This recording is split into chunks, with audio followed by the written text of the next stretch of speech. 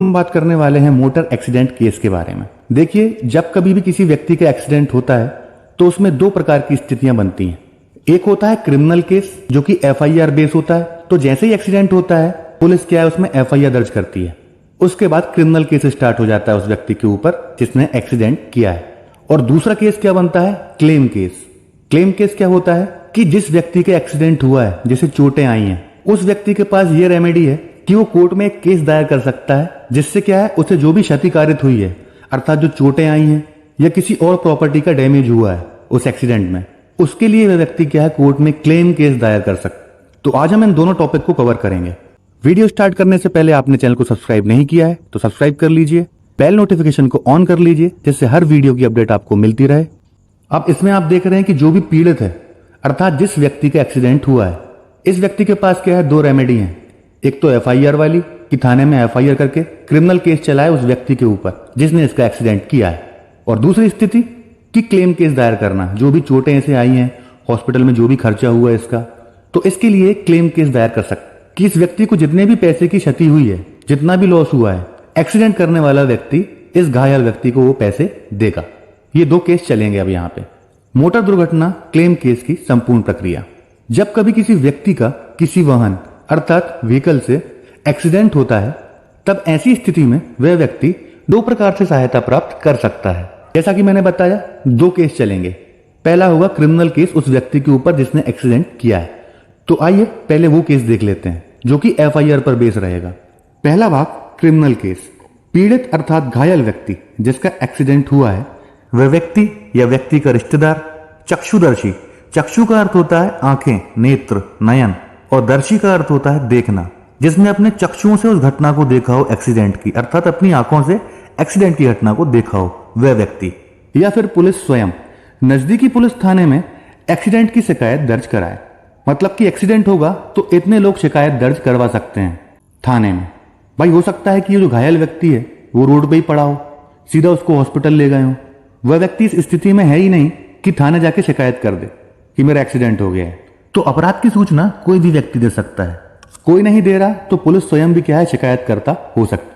तो एक्सीडेंट की शिकायत इतने लोग नजदीकी पुलिस थाने में दर्ज कराएंगे। इस शिकायत पर से पुलिस निम्न धाराओं में एफआईआर दर्ज करती है।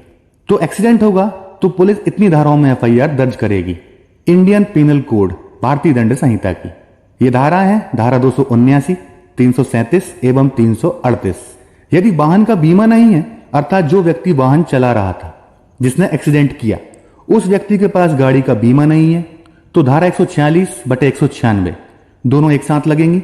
यदि लाइसेंस नहीं है या व्यक्ति वाहन को चलाने योग्य नहीं है, तो धारा 180, 3/181, और यदि शराब के नशे में है, ड्रिंक किया हुआ है, तो धारा 185 मोटर व्हीकल एक्ट की धाराओं का अपराध भी एफआईआर में दर्ज किया जाता है।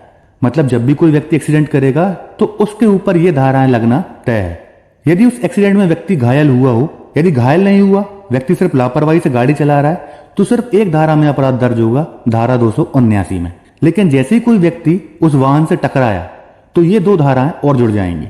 और यदि ये स्थितियां और बनती हैं, लाइसेंस नहीं है, व्यक्ति चलाने योग्य नहीं है, मतलब कि भंवर नशे में है, अच्छी खूब दारू पी ली, या फिर कोई नाबालिग बच्चा वो गाड़ी चला रहा है, या फिर कोई व्यक्ति अपाहिज है। अब मान लीजिए किसी व्यक्ति के पास एक पैर नहीं है और वो कार चला रहा है फुल स्पीड में।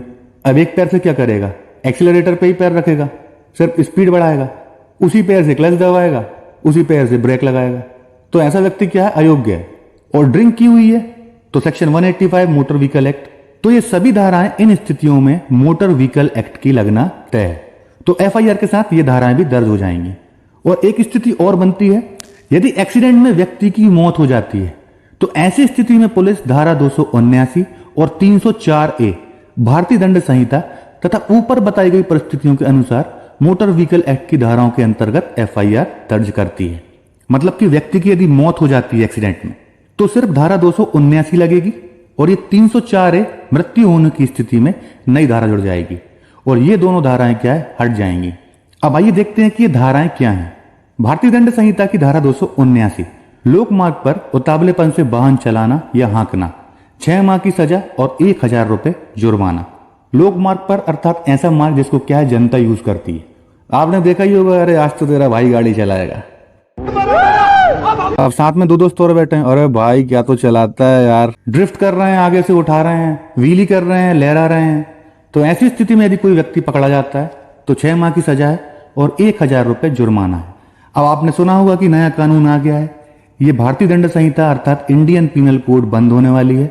अब इसकी जगह क्या लागू होगी? भारतीय न्याय संहिता 2023। तो इसमें जो धारा 279 है वही धारा 279 इस नई संहिता में है और सजा और जुर्माना दोनों में सेम रखा गया है। अब आती है भारतीय दंड संहिता की धारा 304 है। जब किसी व्यक्ति की एक्सीडेंट में क्या है, मृत्यु हो जाए तो उतावलेपन से और अपेक्षापूर्ण कार्य से किसी की मृत्यु कारित करना।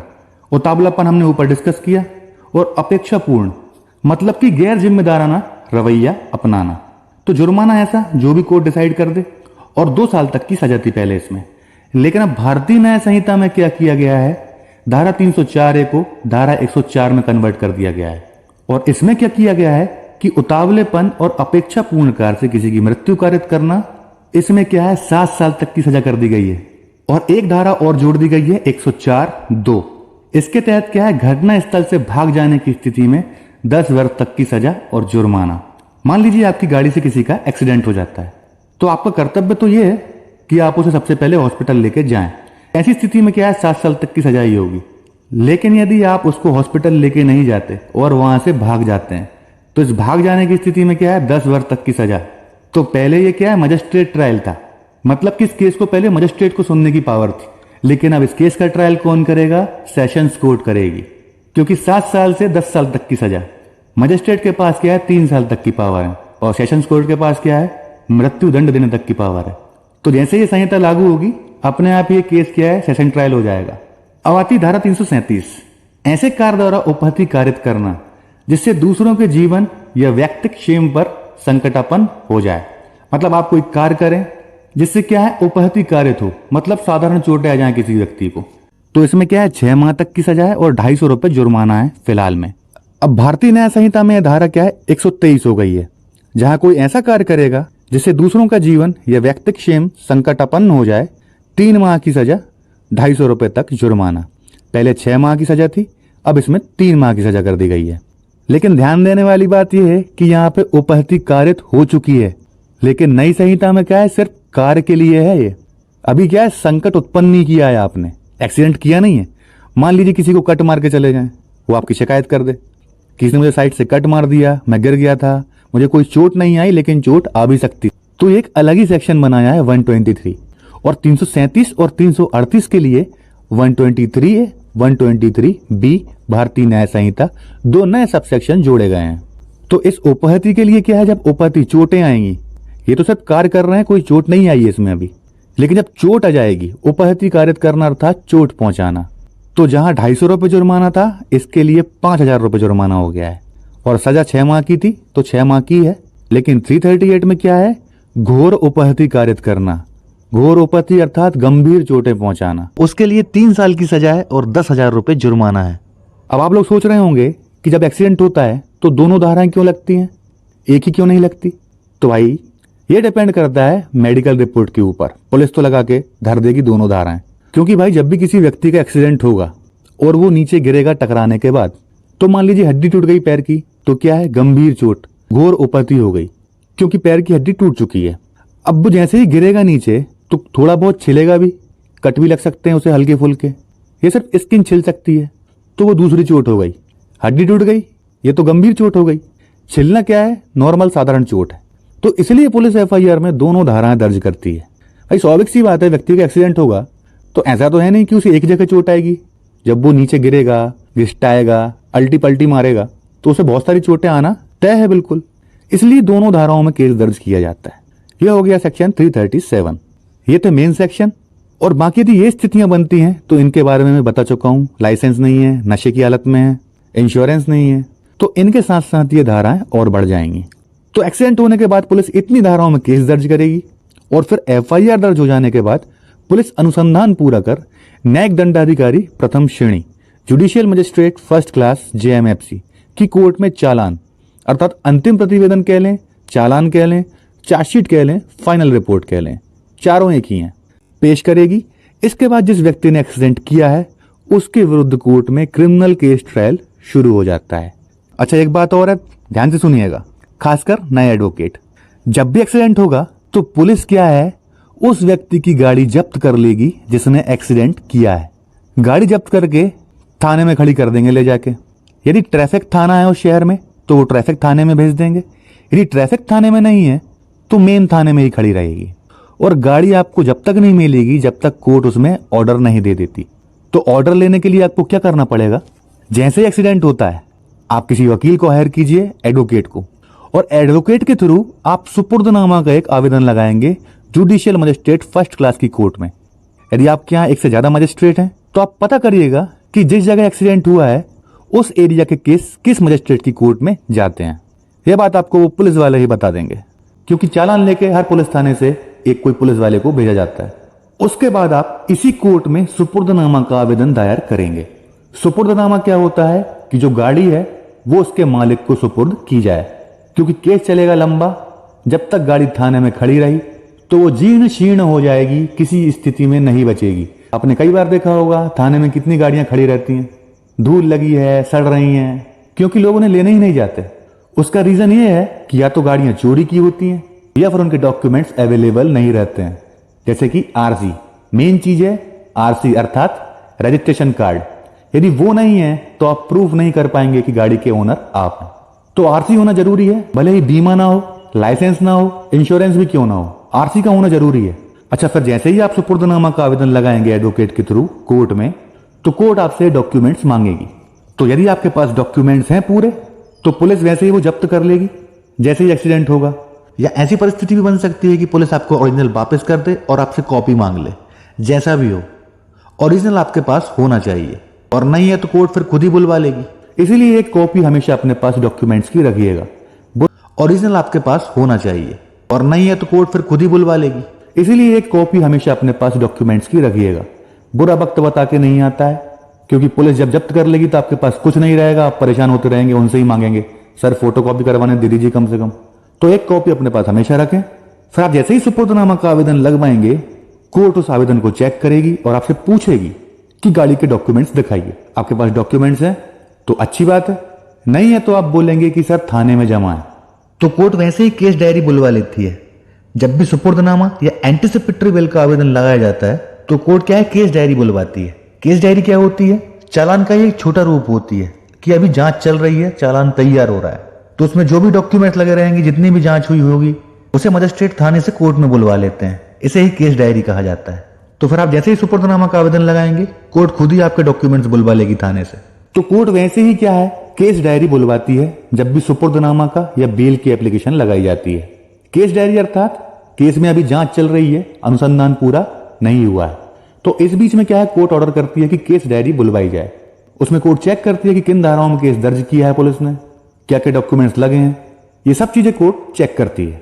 अब मान लीजिए आपके पास लाइसेंस नहीं है, इंश्योरेंस नहीं है, हेलमेट नहीं पहना था, लाइसेंस नहीं है, कोई दिक्कत नहीं है, लेकिन आरसी होना चाहिए, रजिस्ट्रेशन कार्ड होना आवश्यक है, नहीं तो गाड़ी भूल जाइए, कभी नहीं मिलेगी। यदि सिर्फ आरसी कार्ड है और बाकी चीजें नहीं है तो कोर्ट आपसे बोलेगी कि सिक्योरिटी रखिए, अर्थात जमानतदार लेके आइए। फिर आपको एक कोई जमानतदार लेके आना पड़ेगा। जमानतदार क्या गारंटी लेता है आपकी और गाड़ी की, कि मैं गारंटी देता हूं सर गाड़ी छोड़ दीजिए, न ये गाड़ी में कोई परिवर्तन करेगा, न इसमें कोई कलर करवाएगा, न कोई चेंजेस लाएगा, न कोई मॉडिफिकेशन करवाएगा, मैं गारंटी देता हूं इस बात की। यदि ऐसा कुछ करे तो मैंने जो जमानत में राशि लिखी है वो मेरी राशि जब्त कर ली जाए। और जमानत के रूप में आप क्या है, अपनी जमीन की वही अर्थात भू ऋण पुस्तिका रख सकते हैं। कोई फिक्स डिपॉजिट हो आपके पास तो आप वो रख सकते हैं, मकान की रजिस्ट्री रख सकते हैं, या कोई शेयर्स या डिवेंचर हो आपके नाम पे तो आप वो भी एज ए सिक्योरिटी अर्थात जमानत के रूप में कोर्ट में रख सकते हैं। लेकिन शर्त यह है कि उसकी वैल्यू क्या होगी। देखिए, कोर्ट जितने का ऑर्डर कर दे, मान लीजिए एक्सीडेंट कार से हुआ, अब कार की वैल्यू थी 8 लाख रुपए, तो कम से कम एफडी या मकान की रजिस्ट्री अर्थात मकान की कीमत, या फिर भू ऋण पुस्तिका अर्थात बही में जमीन कम से कम 8 लाख की या इतने के शेयर्स या इतने की एफडी होनी चाहिए, तो ही सुपुर्दनामा का आवेदन एक्सेप्ट किया जाएगा। तो जितनी वाहन की वैल्यू अर्थात व्हीकल की वैल्यू है उतनी ही सिक्योरिटी आपको रखनी पड़ेगी। आमतौर पर क्या है, भू ऋण पुस्तिका अर्थात जमीन जो होती है उसकी बही में एंट्री करवा दी जाती है कि 8 लाख की मेरी जमीन है, ये मैं जमानत के रूप में रखता हूं। यदि कल को कोई दिक्कत आती है तो 8 लाख रुपए मेरी जमीन बेच के खुर्द बुर्द करके जैसा भी कोर्ट चाहे वसूल सकते। तो बस इतना करना है आपको, सुपुर्दनामा का आवेदन लगाना है और एक जमानतदार चाहिए होगा। यदि डॉक्यूमेंट्स नहीं है तो भारतीय दंड संहिता की वे धाराएं जिनमें 7 वर्ष तक की सजा है, उन धाराओं में पुलिस किसी व्यक्ति को गिरफ्तार नहीं कर सकती। उस व्यक्ति को केवल नोटिस देकर छोड़ दिया जाता है, फिर उस व्यक्ति को सीधा कोर्ट में हाजिर होना होता है। ऑनरेबल सुप्रीम कोर्ट ने यह गाइडलाइन जारी की है Arnesh Kumar versus state of Bihar 2014-8 SCC 273 में। ध्यान दीजिएगा इस बात पर, बहुत ही इंपॉर्टेंट बात है एडवोकेट्स के लिए भी और आम जनता के लिए भी। भारतीय दंड संहिता का यह कोई अदर क्रिमिनल एक्ट है और उनकी वे धाराएं जिनमें 7 साल तक की सजा है, पुलिस चाहकर भी उसमें गिरफ्तार नहीं कर सकती। वो आपको नोटिस देकर छोड़ देगी। और क्यों छोड़ रही है इसके लिए अलग से एक लेटर जारी करेगी। यदि आप में से किसी ने चालान पढ़ा हो तो उसमें एक लेटर लिखा रहता है कि व्यक्ति की गिरफ्तारी क्यों नहीं की गई। तो पुलिस वाले उसमें लिखते हैं कि Arnesh Kumar versus state of Bihar में माननीय सुप्रीम कोर्ट ने जो गाइडलाइन जारी की है और अपराध 7 वर्ष से कम सजा वाला है, इसलिए व्यक्ति को नोटिस देकर रुखसत किया। तो ध्यान रखिएगा, पुलिस गिरफ्तार नहीं कर सकती आपको। जिन अपराधों में 7 साल की ऊपर की सजा है उसी में गिरफ्तार कर सकती है। इसलिए एक्सीडेंट केस में भी व्यक्ति को नोटिस देकर छोड़ दिया जाता है, लेकिन उसकी गाड़ी थाने में जब्त कर ली जाती है और गाड़ी फिर मजिस्ट्रेट की कोर्ट से ऑर्डर होने के बाद ही छूटती है। इसके लिए मजिस्ट्रेट की कोर्ट में सुपुर्दनामा का आवेदन देना होता है। आगे की प्रोसेस जानने के लिए ये वीडियो देख सकते हैं आप, क्रिमिनल केस ट्रायल। इसमें हम पूरा बता चुके हैं कि क्रिमिनल केस कैसे दर्ज होता है और क्या प्रोसेस कोर्ट अपनाती है, भले ही छोटे से छोटा अपराध हो या फिर रेप मर्डर का ही क्यों ना हो। इस वीडियो में हर एक चीज कवर की गई है, तो ये वीडियो आप देख सकते हैं। अब आता है दूसरा पार्ट, क्लेम केस। अर्थात जब एक्सीडेंट होता है तो वो घायल व्यक्ति कैसे उसमें पैसे प्राप्त कर सकता है उस व्यक्ति से जिसने एक्सीडेंट किया है। एक बात ध्यान रखिएगा कि ऊपर जो केस देखा था हमने FIR वाला, वो पुलिस FIR पर खुद दर्ज करती है, लेकिन ये क्लेम केस उस व्यक्ति को खुद ही दायर करना पड़ता है कोर्ट में जिसका एक्सीडेंट हुआ है। तो आइए समझते हैं इसे। एक्सीडेंट केस में घायल व्यक्ति अर्थात जिसका एक्सीडेंट हुआ है और यदि वह व्यक्ति मर जाता है, उसकी मृत्यु हो जाती है, तो मृत्यु होने की स्थिति में उस मृत व्यक्ति के विधिक अधिकारी अर्थात प्रथम श्रेणी के उत्तराधिकारी, जैसे माता हो गई या फिर बच्चे हो गए। पिता प्रथम श्रेणी की कैटेगरी में नहीं आता है, पिता प्रथम श्रेणी का उत्तराधिकारी नहीं होता। मतलब कि यदि बेटा मर जाए तो पिता को प्रॉपर्टी जब तक नहीं मिलेगी तक की पत्नी और उसकी मां जिंदा है। यदि एक कोई भी है तो सारी प्रॉपर्टी उसी को चली जाएगी। हिंदू उत्तराधिकार अधिनियम पढ़िएगा इसके लिए। लेकिन एक बात और है, सेक्शन में स्पष्ट लिखा है कि विधिक अधिकारी या आश्रित अर्थात वह व्यक्ति जो उस व्यक्ति के ऊपर डिपेंड था जिसकी मृत्यु हो गई। तो पिता क्या है, आश्रित की कैटेगरी में, डिपेंडेंट की कैटेगरी में कवर हो जाएगा। यहां पर सुप्रीम कोर्ट ने और हाई कोर्ट ने कई बार ऐसे लैंडमार्क जजमेंट दिए हैं। कई केसेस ऐसे सामने आए जिसमें क्या है, सिर्फ पिता ने केस लगाया, तो इस आधार पर केस खारिज कर दिए गए कि पिता क्या है, प्रथम श्रेणी का उत्तराधिकारी नहीं होता। लेकिन सुप्रीम कोर्ट ने और हाई कोर्ट ने भी कहा है कि भले ही पिता प्रथम श्रेणी का उत्तराधिकारी नहीं है, लेकिन वो आश्रित तो है। आश्रित कैसे है अर्थात डिपेंड कैसे है। मान लीजिए मेरा एक्सीडेंट हो गया और मैं वहां पे रोड पे ही फैल गया अर्थात निपट गया मैं वहां पे, तो अब मेरे जो फादर हैं वो क्या है, आश्रित की कैटेगरी में आएंगे। वो कोर्ट में केस लगाएंगे, क्लेम केस, कि मैं तो भाई बूढ़ा हो चुका हूं, मेरा बेटा जवान था, अभी तो एडवोकेट बना ही था, वो अच्छे खासे पैसे भी कमा रहा था, मेरे बुढ़ापे में मेरा सहारा था। तो बुढ़ापे का सहारा ही क्या है, आश्रित होता है। पिता फिर क्या है, इसमें कवर हो जाएगा। तो इतने लोग क्या है, एक्सीडेंट में हुई क्षतिपूर्ति के लिए मोटर व्हीकल एक्ट की धारा 140 व 166 के तहत आवेदन जिला न्यायाधीश या अतिरिक्त जिला न्यायाधीश के न्यायालय में कर सकते हैं। मतलब कि डिस्ट्रिक्ट कोर्ट और एडिशनल डिस्ट्रिक्ट कोर्ट, हर तहसील स्तर पर अतिरिक्त जिला न्यायाधीश होते ही हैं जिन्हें ADJ कहा जाता है, एडिशनल डिस्ट्रिक्ट जज। तो इनकी कोर्ट में इतने लोग आवेदन कर सकते हैं। स्पष्ट लिखा है यहाँ पे, और कहीं नहीं करेंगे आप, सिर्फ इसी कोर्ट में कर सकते हैं। जिस प्रकार सिविल केस सिविल जज और जिला न्यायाधीश की कोर्ट में दायर किया जाता है, क्रिमिनल केस मजिस्ट्रेट और सेशन जज की कोर्ट में चलता है, उसी प्रकार motor accident claim case motor दुर्घटना दावा अधिकरण motor accidents claim tribunal MACT में दायर किया जाता है। मोटर व्हीकल एक्ट की धारा 165 के तहत जिला न्यायाधीश या अतिरिक्त जिला न्यायाधीश को ही मोटर दुर्घटना दावा अधिकरण का सदस्य बनाया जाता है और इन्हें ही एक्सीडेंट क्लेम केस सुनने की शक्तियां धारा 165 मोटर व्हीकल एक्ट में स्पष्ट लिखा है। इसे भी हम देखेंगे। लेकिन एक डाउट आपका यहाँ पे क्लियर कर देता हूं। मैंने यहाँ पे लिखा है जिस प्रकार सिविल केस सिविल जज और जिला न्यायाधीश। अब आपके मन में डाउट आ रहा होगा कि यार सिविल केस तो हमने सिविल कोर्ट में ही चलते देखा है, डिस्ट्रिक्ट जज या एडिशनल डिस्ट्रिक्ट जज अर्थात अतिरिक्त जिला न्यायाधीश की कोर्ट में तो हमने कभी चलते देखा नहीं है, वहां पे तो अपील ही होती है सिर्फ। तो एक डाउट क्लियर कर दूं आपका, सिविल केस दोनों कोर्ट में ही चलता है। जैसे गंभीर अपराध सेशन कोर्ट में चलते हैं, छोटे अपराध मजिस्ट्रेट की कोर्ट में, वैसे ही छोटे सिविल केस क्या है सिविल जज की कोर्ट में चलते हैं, और बड़े सिविल केस क्या है जिला न्यायाधीश की कोर्ट में चलते हैं। इसी भी एक कैटेगरी में डिवाइड किया गया है। आइए कैटेगरी देख लेते हैं अब लगे हाथ, जब बात उठी है तो।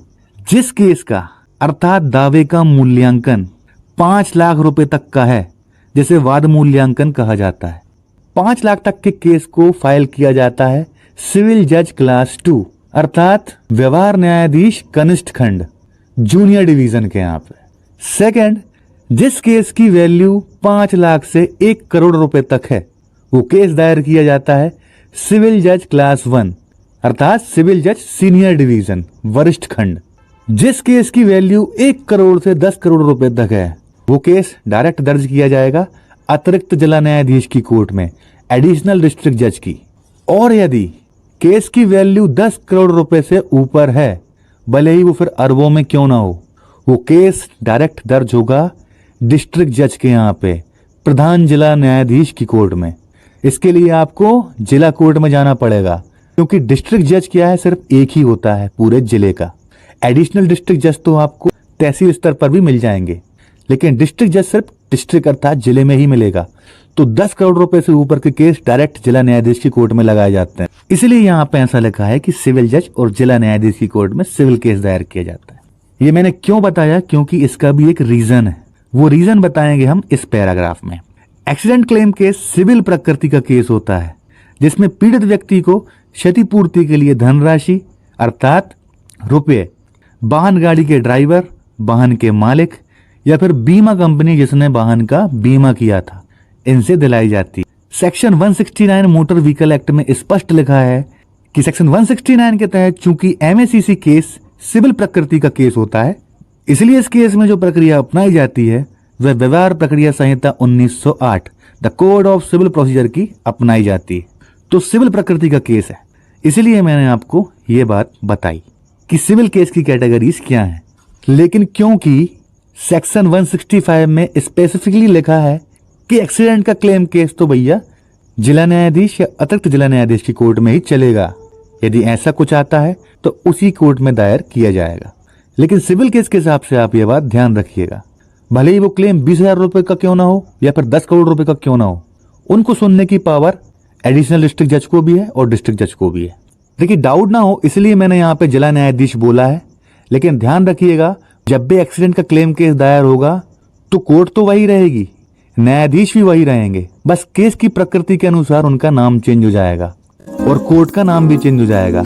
ना वो सेशंस कोर्ट कहलाएगी, ना वो सिविल कोर्ट कहलाएगी, वो कहलाएगा मोटर दुर्घटना दावा अधिकरण, जहां केस दायर होगा। व्यक्ति वही है, उसकी कोर्ट भी वही है, बस एक्ट में जो बताया गया है उसके अनुसार नाम चेंज हो जाएंगे।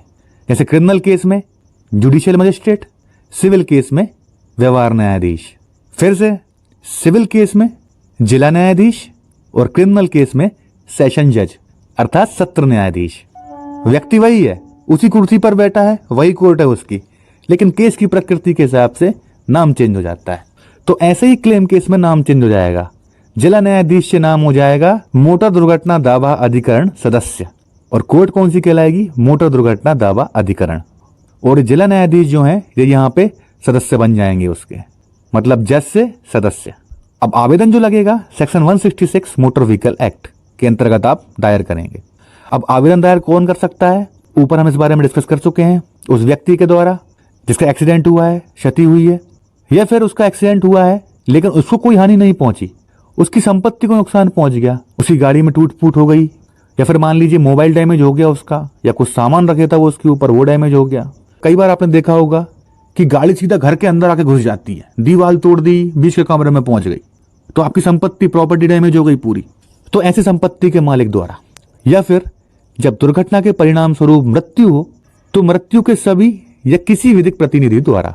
तो ऊपर हमने लीगल एयर्स के बारे में डिस्कस किया था कि विधिक अधिकारी, माँ पिता बच्चे बेटे, या फिर जिस व्यक्ति को क्षति पहुंची है उसके द्वारा सम्यक रूप से प्राधिकृत किसी अभिकर्ता द्वारा अथवा मृतक के सभी या किसी विधिक प्रतिनिधि द्वारा जिस व्यक्ति को क्षति पहुंची है उसके द्वारा। अर्थात मान लीजिए कि एक्सीडेंट होता है और उस एक्सीडेंट में किसी व्यक्ति के दोनों पैर चले जाते हैं, वह चलने फिरने लायक नहीं बचता और व्हील चेयर पर आ जाता है। तो भाई ऐसी स्थिति में हर पेशी पर वह व्यक्ति कोर्ट में कैसे आएगा?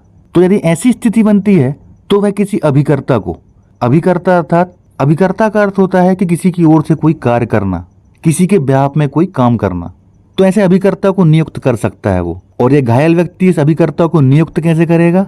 उसका एक तरीका है, और वो तरीका ये है कि ये घायल व्यक्ति इस अभिकर्ता के फेवर में पावर ऑफ अटर्नी अर्थात मुख्तियारनामा निष्पादित कर दे। और ये मुख्तियारनामा किस बात का रहेगा कि ये घायल व्यक्ति जिस व्यक्ति को नियुक्त कर रहा है पावर ऑफ अटर्नी में, मुख्तियारनामा में, तो वह व्यक्ति उस घायल व्यक्ति की ओर से कोर्ट की हर कार्रवाइयों में भाग लेगा। इस घायल व्यक्ति को कोर्ट में आने की कोई जरूरत नहीं है। पावर ऑफ अटर्नी में जिस व्यक्ति को नियुक्त किया गया है वह व्यक्ति उस घायल व्यक्ति की ओर से हर कार्रवाई में हिस्सा लेगा। परंतु जहां प्रतिकर के लिए किसी आवेदन में मृतक के सभी विधिक प्रतिनिधि सम्मिलित नहीं हुए हैं, वहां वह आवेदन मृतक के सभी विधिक प्रतिनिधियों की ओर से या उनके फायदे के लिए किया जाएगा। और जो विधिक प्रतिनिधि ऐसे सम्मिलित नहीं हुआ है उन्हें आवेदन के प्रत्यर्थियों के रूप में पक्षकार बनाया जाएगा। नहीं आया समझ में? आएगा भी नहीं, चलो समझा दे रहा हूं। मान लीजिए मेरा एक्सीडेंट हो गया, अपने ही ऊपर ले रहे चलो, तो मेरा एक्सीडेंट हुआ, मैं निपट गया, उसमें डेथ हो गई मेरी। अब मेरी ओर से मेरे फादर ने क्या है एप्लीकेशन लगा दी, क्लेम केस लगा दिया कोर्ट में, जबकि मेरी माताजी भी हैं। तो यदि मेरे फादर ऐसा करते हैं, क्लेम केस लगाते हैं, तो चूंकि क्या है मेरी माताजी भी मेरी प्रथम श्रेणी की उत्तराधिकारी हैं, भाई मेरा सब कुछ उन्हें ही तो मिलेगा, शादी तो हुई नहीं है, नहीं तो पत्नी और बच्चों को मिलता। तो मेरे माँ और मेरे पिता, हिंदू उत्तराधिकार अधिनियम के तहत सब कुछ मेरी माँ को मिलना चाहिए। लेकिन क्योंकि मेरे पापा डिपेंडेंट की कैटेगरी में आते हैं, आश्रित की कैटेगरी में, तो वो भी केस लगा सकते हैं। तो यहाँ पे स्पष्ट लिखा है कि यहाँ पे आवेदन मृतक के सभी विधिक प्रतिनिधियों की ओर से लगाया जाएगा या उनके फायदे के लिए किया जाएगा। मेरे पापा जी क्या करते हैं, मेरी माँ को उसमें आवेदक नहीं बनाते हैं, क्योंकि जितने भी लोग आवेदक बन रहे हैं, जितने भी लोग क्लेम कर रहे हैं मेरे बिहाफ में, मेरे मरने के ऊपर, तो उन सभी का नाम लिखना पड़ेगा आवेदन पत्र में। अब फादर नहीं लिखते, तो मेरे पिताजी को ऐसी स्थिति में मेरी माता को क्या है अनावेदक बनाना पड़ेगा। वहां पे 4 लोग अनावेदक बनेंगे। ये देखिए रहा आवेदन पत्र। मान लीजिए मेरी मृत्यु हो गई, तो आवेदक में क्या है मेरे फादर, मेरे पिताजी और मेरी माताजी दोनों का नाम आना चाहिए था। यहाँ पे क्या है सिर्फ पिताजी ही आवेदक बने। तो यदि ऐसा करते हैं पिताजी मेरे, तो उन्हें फिर क्या करना पड़ेगा, जो अनावेदक बनाया है उन्होंने, ड्राइवर के मालिक, बीमा करता कंपनी और थर्ड पार्टी बनाना पड़ेगा मेरी माताजी को। क्यों बनाना पड़ेगा कि यदि मुझे कुछ मिलती है राशि तो उसमें मेरी माताजी का भी हक है, तो उन्हें अनावेदक प्रत्यर्थी बनाना पड़ेगा इसमें आवेदन पत्र में। भले ही कार्रवाई इन दोनों के ऊपर होनी है, लेकिन जब कोर्ट डिसाइड करती है तो जरूरी नहीं है कि अनावेदक का बुरा ही सोचे, उसका अच्छा भी सोचती है। सिर्फ क्लेम केस क्योंकि सिविल नेचर का है, तो इसका मतलब ये नहीं है कि इनसे पैसे वसूले जा रहे हैं तो थर्ड नंबर से भी वसूले जाएंगे। थर्ड नंबर का कोई हित है और आपने उसे यहाँ पे पक्षकार नहीं बनाया है, तो आपको थर्ड नंबर में उस व्यक्ति को बनाना पड़ेगा। तो यहाँ पे फिर मेरे पिताजी को मेरी माताजी को पक्षकार बनाना पड़ेगा, क्योंकि वो तो आवेदन कर नहीं रही हैं। उन्होंने मना कर दिया कि अब बेटा तो रहा नहीं है, क्या करेंगे पैसे का। अब पिताजी कह रहे हैं कि बुढ़ापे में काम पड़ेगा देवी, मैं तो लगा रहा हूँ, तुमको लगाना हो तो लगा लो, नहीं लगा रहे तो ठीक है। फिर कोर्ट डिसाइड कर देगी तुम्हारा जो भी हिस्सा बनेगा, लेना हो तो ले लेना, नहीं लेना हो तो मत लेना। तो यही बात यहाँ पे लिखी है कि यदि वहां पे पक्षकार नहीं बनाया गया है मृत्यु होने की स्थिति में, उनके फायदे के लिए जो विधिक प्रतिनिधि ऐसे सम्मिलित नहीं हुए हैं उन्हें आवेदन के प्रत्यर्थियों के रूप में पक्षकार बनाया जाएगा। प्रत्यर्थियों अर्थात अनावेदक के रूप में। फिर तो कोर्ट जो हिस्सा बनेगा उनको दे देगी, तुमको तुम्हारा मिल जाएगा। भाई कई बार क्या होता है कि जब किसी की मृत्यु होती है तो पूरा परिवार शोक में चला जाता है, लेकिन एक कोई इंसान बंदा एक्टिव होता है जो प्रैक्टिकली सोचता है कि यार जाने वाला तो चला गया, अब उसकी मृत्यु से जो मिलने वाला था वो भी नहीं मिलेगा ऐसे ही बैठा रहे तो वो व्यक्ति क्या है फिर केस लगा देता है। अच्छा, कई स्थितियां क्या बनती हैं कि कुछ लोग बाहर रहते हैं। अब मान लीजिए मेरी शादी हो गई होती और मेरी वाइफ होती और मेरे फादर उससे बोलते कि बहू आ जा यार, अपन केस लगा दे रहे हैं क्लेम का। अब वो बोल रही नहीं पापा जी मेरे को नहीं आना, अब वो तो रहे नहीं है, क्या करूंगी पैसे का, तो आप ही देख लो पापा जी मैं नहीं आ रही। तो ऐसी स्थिति में क्या है फिर भाई केस तो लगाना पड़ेगा। ये थोड़ी ना है कि एक कोई तैयार नहीं है तो कोई भी नहीं लगा सकता, एक व्यक्ति भी लगा सकता है, लेकिन पक्षकार वहां पे बनाना पड़ेगा, क्योंकि स्पष्ट कानून है न्याय का एकमात्र सिद्धांत कि आपको न्यायालय की दहलीज पर साफ और स्वच्छ हाथों से आना पड़ेगा। यदि कोर्ट को पता चल गया कि आपने कोई छल कपट या धोखाधड़ी की है तो ऐसे व्यक्ति को किसी प्रकार की कोई राहत प्रदान नहीं की जाएगी। आपने कई बार अपने एडवोकेट्स को आर्ग्यूमेंट करते समय ये बात बोलते जरूर सुनी होगी कि वादी साफ और स्वच्छ हाथों से नहीं आया है साहब, इसलिए इसका आवेदन पत्र निरस्त किया जाए। खासकर 3912 आदेश 39 नियम 1 और 2 कि जब आर्ग्यूमेंट होते हैं तो उन आर्ग्यूमेंट में ये बात जरूर आती है। खैर लंबी बातें, आइए आगे बढ़ते हैं। अब अगले पॉइंट में क्या बताया है सेक्शन के कि आप केस कहां दर्ज करेंगे। तो प्रत्येक आवेदन दावाकर्ता के विकल्प पर, मतलब ऑप्शनल है कि उसको कहां लगाना है, उस दावा अधिकरण में अर्थात उस कोर्ट में जिसके क्षेत्र अधिकारिता में दुर्घटना हुई थी, मतलब जहां एक्सीडेंट हुआ था। मान लीजिए मैं भोपाल में रहता हूं, मेरा एक्सीडेंट हो गया इंदौर में, तो मैं इंदौर में भी केस लगा सकता हूं। या फिर उस दावा अधिकरण अर्थात उस कोर्ट में जिसकी स्थानीय अधिकारिताओं की सीमाओं के भीतर दावा करता निवास करता है। मेरा एक्सीडेंट हुआ है अर्थात मैं निवास कहां करता हूं, वहां पे भी लगा सकता हूं। या फिर मैं क्लेम केस वहां लगा सकता हूं जहां पर वह व्यक्ति रहता है जिसने मेरा एक्सीडेंट किया था। तो इतनी जगह वह व्यक्ति केस लगा सकता है जिसका एक्सीडेंट हुआ है। परंतु जहां धारा 140 के अधीन प्रतिकर के लिए कोई दावा ऐसे आवेदन में नहीं किया जाता है, वहां उस आवेदन में आवेदक के हस्ताक्षर ठीक पूर्व इस आशय का एक पृथक कथन होगा। अर्थात धारा 140 मोटर व्हीकल एक्ट में क्या बताया गया है, नो फॉल्ट लायबिलिटी के बारे में, अर्थात गलती नहीं की फिर भी मुआवजा। मान लीजिए मैं कार से कहीं जा रहा हूँ, नॉर्मल स्पीड है मेरी, और अचानक एक कील मेरी कार के टायर के नीचे आ जाती है, टायर बस्ट हो जाता है और पूरा चक्का निकल के साइड में एक व्यक्ति जा रहा था उसको लग जाता है और इसकी ऑन द स्पॉट मौत हो जाती है। अब इसमें गलती मेरी नहीं है लेकिन फिर भी मुझे मुआवजा देना पड़ेगा।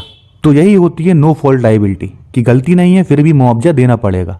धारा 140 में यह बताया गया है। जैसे इसमें मौत हो जाती है किसी की, तो जिसकी मृत्यु हुई है उसके घर वालों को 5 लाख रुपए देने पड़ते हैं, और यदि परमानेंट डिसेबिलिटी हुई है तो ऐसी स्थिति में 2.5 लाख रुपए देने पड़ेंगे। भले ही गलती ना हो लेकिन ये पैसे देने पड़ेंगे। तो यही यहाँ पे बताया गया है कि आप आवेदन में धारा 140 के अधीन कोई क्लेम नहीं मांग रहे हैं तो इसके लिए आपको अलग से कथन करने पड़ेंगे कि आप 166 के तहत ही मांग रहे हैं, 140 के अधीन आप नहीं मांग रहे हैं, ना ही आपने कभी इसके पहले कोई दावा किया है 140 के अधीन। यही हमने आवेदन में लिखा है कि पूर्व में आवेदक द्वारा कोई अन्य दावा ड्राइवर मालिक या बीमा कंपनी के विरुद्ध किया गया है तो यह कथन हो गया कि नहीं किया गया। 165 में क्या है, ऊपर हम डिसाइड कर चुके हैं कि किस व्यक्ति को मोटर दुर्घटना दावा अधिकरण का सदस्य बनाया जाएगा। तो पहले में बताया गया कि सरकार क्या है, दावा अधिकरण बनाएगी और इसकी सूचना राजपत्र में प्रकाशित करेगी। जब भी कोई कानून बनता है तो राजपत्र में उसे प्रकाशित किया जाता है। सरकार कोई भी नए नियम नए कानून लेके आती है तो इसमें प्रकाशित करवाया जाता है, उसके बाद ही उसे लागू किया जाता है। तो जब भी कोई दुर्घटना दावा अधिकरण सरकार बनाएगी तो राजपत्र में प्रकाशित करेगी। सेकंड पे आते हैं कि दावा अधिकरण उतने सदस्यों से मिलकर बनेगा जितने राज्य सरकार नियुक्त करना ठीक समझे। मतलब जितना सरकार चाहे उतने सदस्य क्या है नियुक्त कर सकती है दावा अधिकरण के लिए, अर्थात जजेस की नियुक्ति कर सकती। जैसे मान लीजिए मैं जहां पर रहता हूं, अब यहाँ पे क्या है 2 एडिशनल डिस्ट्रिक्ट जज बैठे हैं, अर्थात 2 अतिरिक्त जिला न्यायाधीश यहाँ पे बैठे हैं। छोटा सा शहर है, शहर को क्या है 2 पार्ट में डिवाइड कर दिया है। ये उतने एरिया में जितने एक्सीडेंट होंगे उनके केस क्या है पहली कोर्ट में आएंगे, और शहर के दूसरे साइड जितने एक्सीडेंट होंगे उनके क्लेम केस सेकंड वाले के पास आएंगे। तो यहाँ पे क्या है 2 की नियुक्ति कर दी। अब मान लीजिए शहर थोड़ा बड़ा हो जाएगा तो 3 की नियुक्ति, 4 की नियुक्ति, जितना भी सरकार चाहे पॉपुलेशन के हिसाब से उतने नियुक्त कर सकते। थर्ड में क्या है कंडीशन बता दी कि दावा अधिकरण का सदस्य किसको नियुक्त नहीं किया जाएगा, आहर अर्थात पात्र नहीं होगा। ऐसा कौन व्यक्ति है, वह व्यक्ति तभी पात्र होगा, पहला तो क्या है वो उच्च न्यायालय का न्यायाधीश ना हो या ना रहा हो, अर्थात उसका उच्च न्यायालय का न्यायाधीश होना आवश्यक है या फिर पहले रह चुका हो। ऐसे व्यक्ति को ही क्या है दावा अधिकरण का सदस्य बनाया जाएगा। लेकिन ऊपर तो हमने जिला न्यायाधीश लिखा है तो पर यहाँ उच्च न्यायाधीश कहां से आ गया। चलिए सेकंड पॉइंट पढ़ लेते हैं, क्लियर हो जाएगा। दूसरा, उस व्यक्ति को जो कि जिला न्यायाधीश ना रहा हो, अर्थात या तो व्यक्ति जिला न्यायाधीश है या फिर पहले रह चुका हो। तो ऊपर हमने डिसाइड किया था जिला न्यायाधीश को ही बनाया जाता है, तो ये लिखा है जिला न्यायाधीश को बनाया जाता है। तो जिला न्यायाधीश या अतिरिक्त जिला न्यायाधीश इनको ही बनाया जाता है। और ये उच्च न्यायालय के न्यायाधीश को कहां बनाया जाता है, अपीलेट ट्रिब्यूनल में बनाया जाता है, अर्थात अपीली दावा अधिकरण में। मान लीजिए आप यहां से केस हार गए तो अपील कहां करेंगे, इनकी कोर्ट में करेंगे, लेकिन केस तो इनके यहां ही चलना है। आप मान लीजिए कोर्ट ने ज्यादा क्लेम मान दिया या क्लेम खारिज कर दिया तो भाई स्वाभाविक सी बात है आप अपील तो करेंगे उसकी कि इनने सही नहीं किया हमारे साथ। तो इसके लिए आप जाएंगे उच्च न्यायालय के न्यायाधीश के पास। इनको ही उस अपीलेट ट्रिब्यूनल का जज बनाया जाता है, अर्थात सदस्य बनाया जाता है। जैसे जब आप कोई केस हार जाते हैं तो उसकी अपील कहाँ करते हैं? हाई कोर्ट में करते हैं।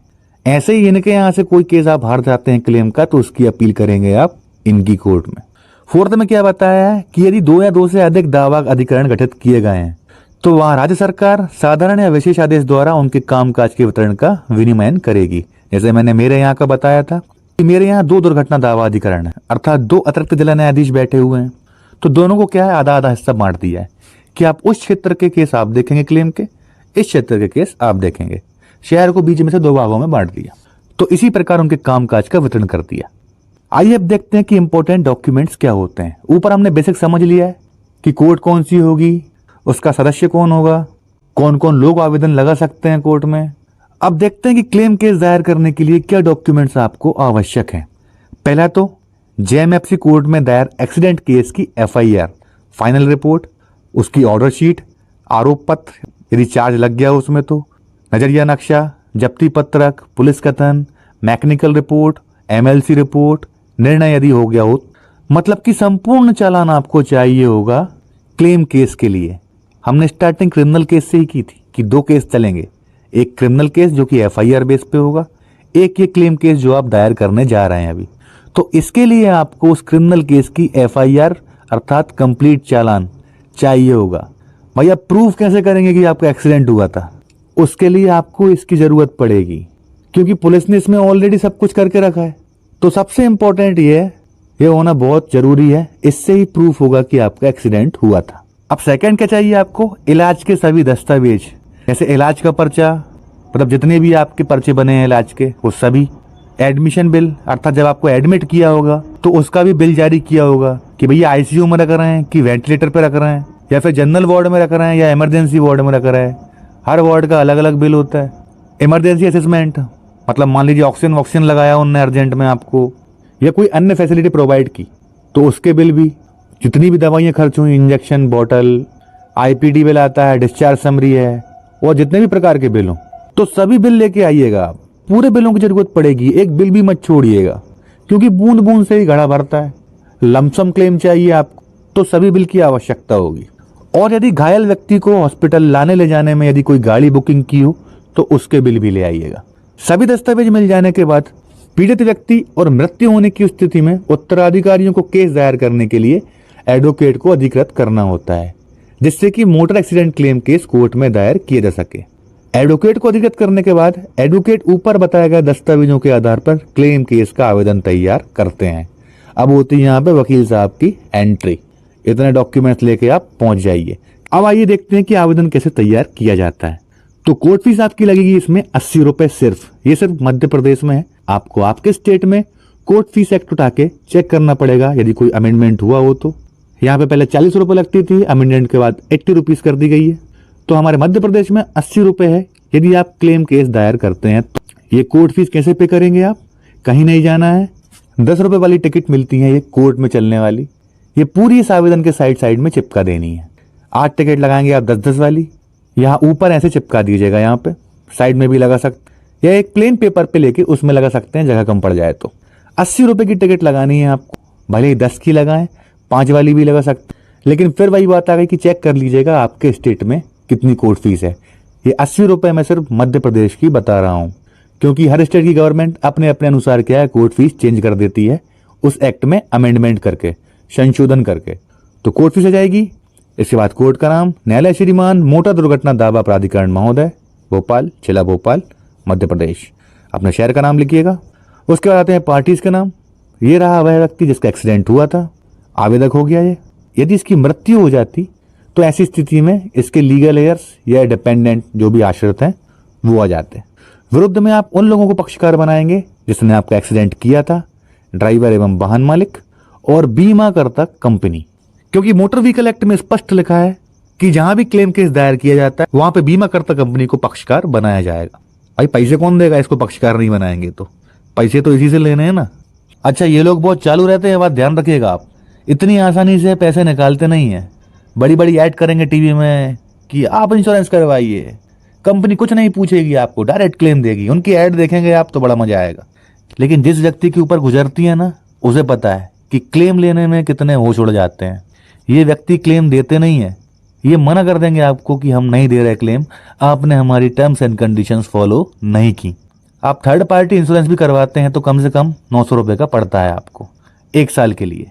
कितने लोग हैं, लाखों करोड़ों लोग हैं जो इस कंपनी से बीमा करवाते हैं। इनका टर्नओवर ही इतना ज़्यादा है, इनने हर तहसील, हर डिस्ट्रिक्ट में क्या है, अपने एडवोकेट लगा के रखे हैं कि कोई भी क्लेम केस आता है तो हमारी साइड से आप अपेयर होंगे, अर्थात कंपनी की साइड से। अब भाई कंपनी मना कर रही है क्लेम देने से तो स्वाभाविक सी बात है आप तो कोर्ट के पास ही जाएंगे। तो उस कोर्ट में ये भी अपना वकील उतार देंगे कि जाओ भैया लड़ो। इनको तो बस पैसे देने से बचना है। इनका मेन मकसद यही है कि पूरा का पूरा ड्राइवर के ऊपर डाल दो। तो ये लोग क्या अपना वकील वहाँ पे अपेयर करवा देते हैं जहाँ पे भी क्लेम केस लगता। अब जैसे हमने यहाँ पे लगाया इसकी ओर से, इसका एक्सीडेंट हुआ था, मरा नहीं था, जिंदा था, वालिक भी हो चुका था। तो मोटर व्हीकल एक्ट में लिखा है कि बीमा करता कंपनी को भी आप पक्षकार बनाएंगे, अर्थात अनावेदक बनाएंगे। तो इसको बनाया। अब जैसे ही हमने बनाया ना, ये भाई साहब तो अपना वकील करेगा ही करेगा जिसने एक्सीडेंट किया है, बीमा कंपनी भी अपना एडवोकेट अपेयर करवाएगी और ये दोनों मिलके यही प्रूव करेंगे कि गलती इसकी थी, हम है इसके एडवोकेट। ये दोनों मिलके यही प्रूव करेंगे गलती इसकी थी, रॉन्ग साइड से आ रहा था, भंवर नशे में था, इसकी गलती है, खुद भर आ गया हमारी गाड़ी में आके, फलाना ढिमका, दुनिया भर की बातें। तो इतनी आसानी से कोई पैसे नहीं देगा आपको। यहाँ पे मैंने कंपनी का नाम चेंज कर दिया है, ऐसी कोई कंपनी नहीं है। ये पार्टीज के नाम भी चेंज कर दिए हैं। हाँ, लेकिन जो ड्राफ्टिंग है वो असली है, घटना असली है, हर चीज असली है। तो आइए आगे बढ़ते हैं। ऊपर हमने डिस्कस किया था, यदि आप अकेला क्लेम केस लगा रहे हैं, आप अपने विधिक उत्तराधिकारियों को नहीं बना रहे हैं पक्षकार उसमें, तो आप उनको फिर अनावेदक क्रमांक 3, 4 जितने भी हों उनको बनाएंगे आप। फिर कोर्ट जो क्लेम मानेगी उसमें इनको भी दिलवाएगी। अब इनको आना हो तो ले ले, लेकिन कोर्ट सबके हिस्से बराबर करने के लिए ऐसा करती है कि भाई ऐसा ना हो कि एक कोई पूरा क्लेम का पैसा हड़प ले। इसलिए जितने भी लोग हैं सब पक्षकार बनेंगे। हाँ, वो लोग नहीं आ रहे हैं तो आप उनको अनावेदक बना दीजिए, आपका जो हिस्सा होगा उसमें आपको मिल जाएगा क्लेम में, लेकिन पक्षकार बनाना पड़ेगा। और प्रस्तुत दिनांक किस दिन प्रस्तुत किया जा रहा है ये आवेदन, और यहाँ पे आ गया टाइटल हमारा, आवेदन पत्र अंतर्गत धारा 166 मोटर दुर्घटना दावा अधिनियम। अच्छा, इसकी एग्जैक्ट ड्राफ्टिंग आपको देखने को मिलेगी जब भी आप क्लेम केस का आवेदन बनाएंगे, इसी प्रकार बनाएंगे। ध्यान से देखिएगा। आवेदक की ओर से निम्नलिखित निवेदन है। मैं आवेदक आदर्श तिवारी, उम्र 18 वर्ष, आत्मज धनंजय तिवारी, निवासी एड्रेस भोपाल मध्य प्रदेश, जो कि मोटर दुर्घटना में घायल हुआ है एवं घायल आवेदक को दुर्घटना में आई चोटों के प्रतिकर को प्राप्त करने हेतु आवेदक अर्थात घायल, क्षतिग्रस्त यान आदि के संबंध में आवश्यक विशिष्टियों की जानकारी देते हुए आवेदक निम्नानुसार निवेदन करता है। मतलब कि हेडिंग क्या है कि आपको यहाँ पे पूरी क्या है, व्हीकल की डिटेल देनी है। भाई आप कहाँ जा रहे थे, कहाँ रहते हो, आपका नाम क्या है, किसने एक्सीडेंट किया आपका, उसका नाम बताइए, आपकी उम्र बताइए, आपकी सैलरी क्या थी, दुर्घटना का समय दिनांक बताइए, कोई एफआईआर हुई थी यह बताइए, किस थाने में हुई थी, आप कहाँ थे, क्या कर रहे थे उस समय जब दुर्घटना हुई। तो ये बेसिक डिटेल्स आपको नंबर वाइज देनी है। प्रॉपर तरीका यही होता है क्लेम केस लगाने का। उसके बाद क्या है, जब ये पॉइंट्स पूरे हो जाते हैं उसके बाद फिर अपनी कहानी चालू होती है। यहाँ से हर चीज बेसिक डिटेल्स देते हैं आप। तो आइए समझ लेते हैं इनको। आहत का नाम हो गया आदर्श तिवारी, ये रहता कहाँ पे, एड्रेस हो गया इसका, इसका व्यवसाय क्या है, करता क्या था। तो आदर्श तिवारी जो है, यह आहत व्यक्ति जिसने आवेदन लगाया है, ये रामपुर से कोलार आता था गैरेज पर मैकेनिक का काम सीखने के लिए। उम्र बताओ, तो उम्र हो गई 18 वर्ष 1 माह लगभग। मासिक आय कितनी है, तो कुछ नहीं है, अभी तो काम सीख रहे थे। कोई नियोजक है क्या, तो नहीं, कोई नहीं है भैया। दुर्घटना का समय 14/5/23 को हुआ था, समय बता दीजिएगा। आपके केस में जब भी हो एफआईआर हुई थी तो वो बता दीजिएगा कि एफआईआर हुई थी, ये उसका क्राइम नंबर रहा, इन धाराओं में अपराध दर्ज किया गया था। क्या दुर्घटना के अंतर्गत यान में यात्रा कर रहा था, तो इसकी डिटेल्स देनी पड़ेगी आपको कि आप कहाँ थे जब दुर्घटना हुई थी। तो इतनी तारीख को दिन में 10:50 पर आवेदक अनावेदक क्रमांक 1 के स्वामित्व के वाहन ऑटो क्रमांक MP 04R 2765 एवं अन्य सवारियों के साथ यात्रा कर रहा था। मतलब कि जो आवेदक इसमें है, जिसके ऊपर क्लेम केस लगाया है इसने, अनावेदक के ऊपर, ये इसके ऊपर, ये व्यक्ति क्या है, इसके ऑटो में बैठ के जा रहा था, अंदर बैठा था इसके ऑटो में। तो ऐसे केस भी आप दायर कर सकते हैं। जरूरी नहीं है कि कोई एक्सीडेंट करे आपका सामने से आकर, 2 गाड़ियां टकराएं आपस में। आप जिस गाड़ी में बैठे हैं, यदि उसका एक्सीडेंट हो जाता है कहीं खम्भे में, दीवार में या गाड़ी से कहीं भी टकराती है तो उस ड्राइवर के वाहन मालिक के ऊपर, ड्राइवर के ऊपर, यहाँ पे तो ड्राइवर और वाहन मालिक एक ही हैं। यदि ये अलग अलग होते तो सबसे पहले ड्राइवर का नाम आता, फिर वाहन मालिक का नाम आता, फिर बीमा करता कंपनी का नाम आता। यदि मालिक और ड्राइवर दोनों एक ही हैं, अर्थात मालिक और गाड़ी को चलाने वाला, इसलिए यहाँ पे कंबाइन नाम लिखा है। ये व्यक्ति आवेदक क्या है, इसके ऑटो में बैठ के यात्रा कर रहा था, अन्य सवारियों के साथ यात्रा कर रहा था। कोलार रोड भोपाल में आयशर शोरूम के सामने वाहन क्रमांक 1 MP04LA 2369, जो कि क्या है, रोड के साइड में खड़ा हुआ था और किसी दुकान का सामान अर्थात किराने का सामान उसमें से उतर रहा था। कुछ मजदूर लोग थे, उसमें से सामान उतर रहे थे और वो साइड में लगा था दुकान के सामने। तभी कोलार तरफ से शाहपुरा पहुंचने वाले उपरोक्त वाहन अर्थात इस वाहन, उस अनावेदक का ऑटो, वो अनावेदक ही उसे चला रहा था।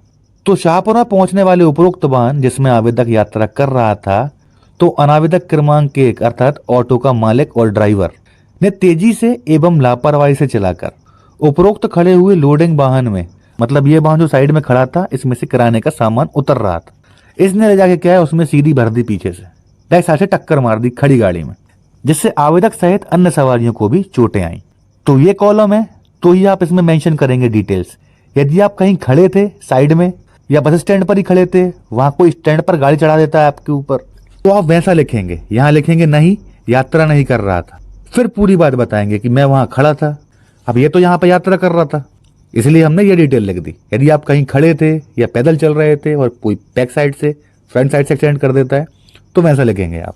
क्या क्षतिग्रस्त व्यक्ति आयकर संदाय करते हैं, मतलब कि जिसका एक्सीडेंट हुआ है, क्या वह इनकम टैक्स फिल करता है? तो भैया नहीं करता, मैकेनिक आदमी कहाँ से कर देगा, पैसे ही नहीं है उसके पास। तो अब बताना है जिसने एक्सीडेंट किया उस गाड़ी का प्रकार, उसका नंबर, ब्लैक कलर का ऑटो जिसका पंजीयन क्रमांक MP04R इतना है। दुर्घटना जिसने की उस वाहन के स्वामी का नाम, तो अनावेदक क्रमांक 1 ही वाहन का चालक एवं वाहन का स्वामी है। सिद्धार्थ कुमार, उम्र और निवासी सब लिख देंगे उसकी डिटेल, जिसने एक्सीडेंट किया है आपका। यहाँ पे वाहन स्वामी की बात हो रही है, यहाँ पे वाहन चालक का नाम, तो वही का वही उतार देंगे। यदि वाहन का स्वामी और ड्राइवर अलग अलग हैं तो वैसे डिटेल लिखेंगे आप। अब जिस वाहन ने आपका एक्सीडेंट किया, उस वाहन का इंश्योरेंस किस कंपनी ने किया था, आपको उस कंपनी की डिटेल्स देनी है। ये डिटेल्स आपको जब आप वो चालान निकलवाएंगे, मैंने बोला था सर्टिफाइड कॉपी आप निकलवाएंगे जब FIR दर्ज होगी आप, क्योंकि वही प्रूफ रहेगा कि आपका एक्सीडेंट हुआ था। और जब एक्सीडेंट होता है तो पुलिस क्या है, गाड़ी सहित पूरे दस्तावेज जब्त कर लेती है। तो ये ड्राइवर का नाम, गाड़ी के मालिक का नाम, इंश्योरेंस है कि नहीं है, यदि है तो उसकी पॉलिसी नंबर क्या है, ये सब डिटेल आपको उस चालान में देखने के लिए मिल जाएंगी। तो ये रहा पॉलिसी नंबर, उसका प्रभावी दिनांक, मतलब कितने टाइम से कितने टाइम तक वैलिड थी, और उस इंश्योरेंस कंपनी का एड्रेस भी आपको हर चीज मेंशन करनी पड़ेगी कि जब नोटिस भेजा जाएगा तो इसी एड्रेस पर भेजा जाएगा। अगला क्या है कि क्या पूर्व में आवेदक द्वारा कोई अन्य दावा ड्राइवर मालिक बीमा कंपनी के विरुद्ध किया है। कई लोग क्या होशियार होते हैं, ऊपर हमने एक सेक्शन देखा था, ये रहा वो सेक्शन 166। इसके सेकंड पैरा में हमने देखा था कि वो व्यक्ति जिसका एक्सीडेंट हुआ है कहाँ कहाँ क्लेम केस लगा सकता है, जहां वह रहता है, जहां दुर्घटना हुई या जिसने एक्सीडेंट किया वहां पर भी लगा सकता, 3 जगह। अब कुछ लोग क्या होशियारी करते हैं, तीनों जगह केस लगा देते हैं, 3 क्लेम केस। अभी एक वाक्य मेरे सामने आया था थोड़े दिन पहले, एक व्यक्ति है, उसकी मृत्यु हो जाती है, जहां मैं रहता हूं वहां के जिले में भी केस लगा देता है उस मृत व्यक्ति के पिताजी, और उसकी वाइफ से केस लगवाते हैं जिस कोर्ट में प्रैक्टिस करता हूं वहां पे। अब पक्षकार परेशान कि इस व्यक्ति ने 2 केस लगा दिए, अब क्या करें हम।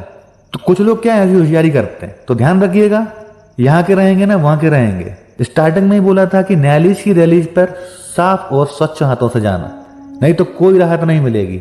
यदि कोर्ट को पता चल गया तो यही बात यहाँ पे बतानी पड़ेगी कि नहीं भैया हमने कहीं कोई पहले केस नहीं लगाया, पहली बार यही लगा रहे हैं। अब क्षतिग्रस्त से नातेदारी क्या है, तो आवेदक स्वयं लगा रहा है। मृत्यु हो जाती तो वहां पे फिर क्या है, विधिक प्रतिनिधियों या फिर आश्रित का नाम आ जाता, जैसे माता का नाम, पत्नी का नाम, या फिर पिता है तो पिता का नाम, बच्चे तो बच्चों का नाम।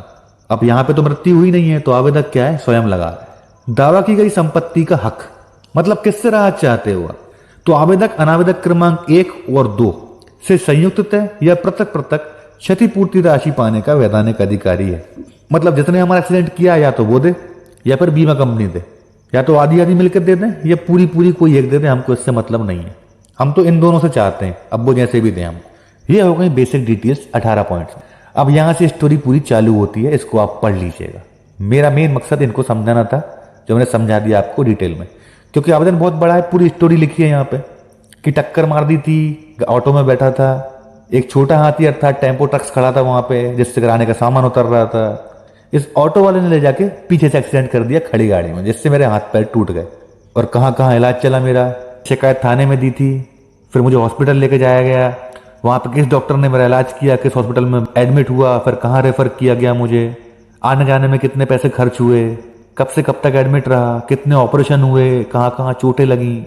उसके बाद फिर मेरा बार बार कितनी बार चेकअप करवाने गया। भाई साल भर भी इलाज चला टूटने फूटने में, हड्डी टूट जाए तो आपको 50 बार हॉस्पिटल जाना पड़ेगा। आप गाड़ी भी बुक करेंगे यदि आपके पास कार नहीं है तो इतनी तारीख को हम इतनी बार हॉस्पिटल इलाज करवाने गए वापस, फिर ऑपरेशन सक्सेसफुल नहीं हो पाया तो फिर तो ऑपरेशन करवाना पड़ा, 3 बार ऑपरेशन हो गया। तो ये हर चीज आपको ड्राफ्टिंग में बतानी है। आपको यहां से एक अंदाजा मिल जाएगा कि ड्राफ्टिंग कैसे होती है। और लास्ट का एक पैरा इंपॉर्टेंट है, ये वाला, कि आप कितना क्लेम चाह रहे हैं। ऊपर हमने बेसिक डिटेल्स पढ़ी, फिर हमने पूरी स्टोरी रखी कि एक्सीडेंट कैसे हुआ, कितने टाइम भर्ती रहे, वगैरह वगैरह। अब आती है मेन चीज की जिसके लिए आप क्लेम कर रहे हो, यह कि दुर्घटना में हुई क्षतिपूर्ति का विवरण निम्नानुसार। दावाकर्ता के इलाज में खर्च हुई राशि, मतलब टोटल ट्रीटमेंट करवाने में कितना पैसा खर्च हुआ है आपका, वो तो 43,334 रुपए सिर्फ इलाज में खर्च हो गए। इलाज के दौरान आने जाने में गाड़ी बुक की बार बार 15,500 रुपए। भाई इलाज के दौरान एक कोई साथी भी रहता है, अब व्यक्ति अकेला तो एडमिट रहेगा नहीं, और हॉस्पिटल वाले क्या रुकने भी नहीं देते। अब कोई लेडीज है तो भाई वो हॉस्पिटल में ही रुकेगी अकेली पेशेंट के साथ।